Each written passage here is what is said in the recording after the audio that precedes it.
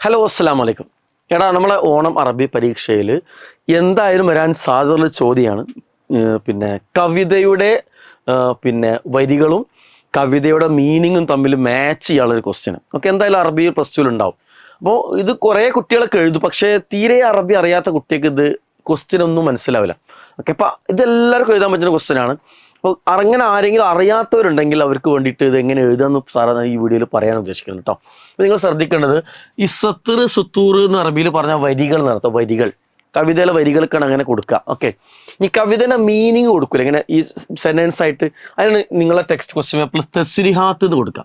അപ്പോൾ ഇത് രണ്ടും കണ്ടാൽ നിങ്ങൾക്ക് എന്ത് ചെയ്യണം, അത് കവിതയുടെ വരിയാണ് ഉദ്ദേശിക്കുന്നത്, ഇത് സത്തർ എന്ന കവിതയുടെ മീനിങ് സ്റ്റേറ്റ്മെൻ്റ് ആയി കൊടുക്കുന്നതിനാണ് ഉദ്ദേശിക്കുന്നത്. നിങ്ങൾ അങ്ങനെ ഒന്ന് മനസ്സിലാക്കി വെച്ചാൽ ക്വസ്റ്റ്യൻ നിങ്ങൾക്ക് ഐഡൻറ്റിഫൈ ചെയ്യാൻ പറ്റും. ഓക്കെ, ഇനി സാധാരണ ചെയ്യേണ്ടത് ഈ കവിതേൻ്റെ വരിൻ്റെ അർത്ഥം അറിയണം, ഈ താഴത്തെ മീനിങ് വരി വായിച്ചാലും മനസ്സിലാവണം, എന്നാലാണ് ഇത് എഴുതാൻ പറ്റുക.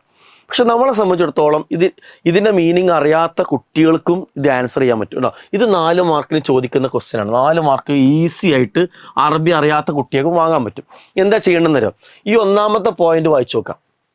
ഒന്നാമത്തെ പോയിന്റ് വായിച്ചു നോക്കിയിട്ട് അതിൻ്റെ അതേ ഈ വാക്കുകൾ ഇതിൽ വരുന്ന ഈ വാക്കുകൾ ഇതിൽ ഏതിലാണ് റിപ്പീറ്റ് ചെയ്യണമെന്ന് നോക്കാം. ഫുള്ള് ഉണ്ടാവില്ല, ഏറെക്കുറെ റിപ്പീറ്റ് ചെയ്താണെന്ന് നോക്കാം. എന്നിട്ട് അത് നമുക്ക് മാർക്ക്. ഇപ്പോൾ തന്നെ ഫസാക്കിനു ദു തലാമിനു ബൈനഹു മുഹമ്മദ് ഒന്നാമത് നമ്മൾ നോക്കി. അപ്പോൾ ഇതിൽ തലാമിൻ എന്നുള്ള വാക്ക് ഇതിൽ വരുന്നുണ്ട് അല്ലേ? യെസ്. അപ്പോൾ നമുക്ക് എന്ത് മനസ്സിലായി, ഈ ഒന്നാമത്തെ വരിയുടെ അർത്ഥം ഇതൊന്നാണ്. അപ്പോൾ അങ്ങനെ മാർക്ക് ചെയ്യുക. ചിലപ്പോൾ നമുക്ക് കിട്ടൂല കേട്ടോ. ഒന്നാമത്തെ കിട്ടിയത് അവിടെ പെൻഡിങ് വെക്കുക, രണ്ടാമത്തെ നോക്കുക. ബാക്കിയുള്ള 3 കിട്ടിയാൽ പിന്നെ കിട്ടാത്തത് 4-മത്തെ ആവുമല്ലോ. അപ്പോൾ നമുക്ക് അങ്ങനെ ആൻസറിലേക്ക് എത്താനും പറ്റും. ഈ രണ്ടാമത്തെ നമ്മൾ നോക്കി, യാ കൗമു ലാ തതകല്ലമിനൽ കലാമ മുഹറമു. അപ്പോൾ കലാമിനെ കുറിച്ചൊക്കെ പറഞ്ഞൊരു വരിയാണ് തോന്നുന്നത്. നമ്മളിങ്ങനെ നോക്കുന്ന സമയത്ത് അൽമ് അതല്ല വാസിയ അല്ലേ ഇർഫ. അപ്പോൾ നമുക്കത് കിട്ടുന്നുണ്ടോ? ലാ തതകല്ലം, നിങ്ങൾ സംസാരിക്കരുത് എന്നാണ് അവിടെ പറഞ്ഞത്. അപ്പോൾ അതുമായി ബന്ധപ്പെട്ടിട്ട് ഒരു പോയിന്റ് ഇതിൽ വരുന്നില്ല. ഓക്കെ, അപ്പോൾ നമ്മൾ എന്ത് ചെയ്തു, നമ്മൾ ആ പോയിന്റ് അവിടെ പെൻഡിങ് വെച്ചു. ഓക്കെ, ഇനി 3-മത്തെ പോയിന്റ് എടുക്കാം. നമുക്ക് 3-മത്തെ പോയിന്റ് എടുത്ത് ഇന്നാ ബനൂക്കി നിഅമത്തൻ റബ്ബിന വല നഷ്കുറു. അപ്പോൾ നഷ്കുറു നിഅമത്ത് എന്നൊക്കെ വരുന്ന ഇതാണ് അല്ലേ? അപ്പോൾ നമുക്ക് എന്ത് ചെയ്യാം, നഷ്കുറു നിഅമക്കൽ. അപ്പോൾ 3-മത്തേൻ്റെ പോയിന്റ് ഇതാണ്. ഈ 2 വരികളുള്ളത്, 2 ലൈൻ നമുക്കുള്ളത് കേട്ടോ. ഇനി ലാസ്റ്റ് എടുത്തത് സബ്ബത്തു ഫി ജഹലിക്കു വശർവൻ തതഅല്ലമു. ജഹല് ഇവിടെ ഉണ്ട്, ഇൽമു തതഅല്ലമു എന്ന് ഇവിടെ ഉണ്ട്. സോ ഇത് 4-മത്തതാണ്. ഇപ്പോൾ 2-മത്തെ കിട്ടിയോ? 2-മത്തെ കിട്ടി. 2-മത്തെ ഏതാണ്? ഇതായിരിക്കും. അപ്പോൾ അങ്ങനെ നമുക്ക് ആൻസർ ചെയ്യാൻ പറ്റും. ഇനി ഇത് നോക്കത് എങ്ങനെ വരുന്നത്, യാ കൗമു ലാ നീ സംസാരിക്കരുത് അല്ലേ? അപ്പോൾ അസ്വാത്തക്കും ഇവിടെ ഉദ്ദേശിക്കുന്നത് ഇതൊരു പരിഹാസ കാവ്യം. നിങ്ങൾ ടെക്സ്റ്റ് ബുക്കിൽ പരിഹാസ കാവ്യം പറയുന്നതിൻ്റെ ഓപ്പോസിറ്റ് അതിൻ്റെ അർത്ഥം.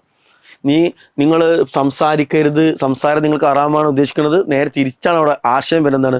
ഇർഫഉ അസ്വാത്തക്കും, നിങ്ങളുടെ ശബ്ദത്തെ ഉയർത്തണം, വൈദേശിക അല്ലെങ്കിൽ വിദേശ ശക്തികൾക്കെതിരെ എന്നാണ് ഉദ്ദേശിക്കുന്നത് കേട്ടോ. ഓക്കെ, അപ്പോൾ ഇതിന് ആൻസർ തന്നെയാണ്. പക്ഷേ ഈ ട്രിക്ക് ഉപയോഗിക്കുമ്പോൾ അത് കിട്ടണില്ല.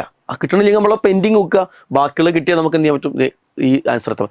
ഈ രീതിയിൽ നിങ്ങൾ കവിതേൻ്റെ ലൈനും കവിതയും മീനിങ്ങും തമ്മിൽ മാച്ച് ചെയ്യാൻ തന്നാൽ എന്ത് ചെയ്താൽ മതി, ആ വരിയോട് പരമാവധി മാച്ച് ആവുന്ന വരിയായിരിക്കും അതിൻ്റെ ആൻസറായിട്ട് വരിക. സോ ഈ ട്രിക്ക് ഉപയോഗിച്ചിട്ട് ഇത്തരം ക്വസ്റ്റ്യൻ ഈസി ആയിട്ട് ആൻസർ ചെയ്യുക. ആ 4 മാർക്ക് നിങ്ങൾ സ്കോർ ചെയ്യുക. All the best. അസ്സലാമു അലൈക്കും.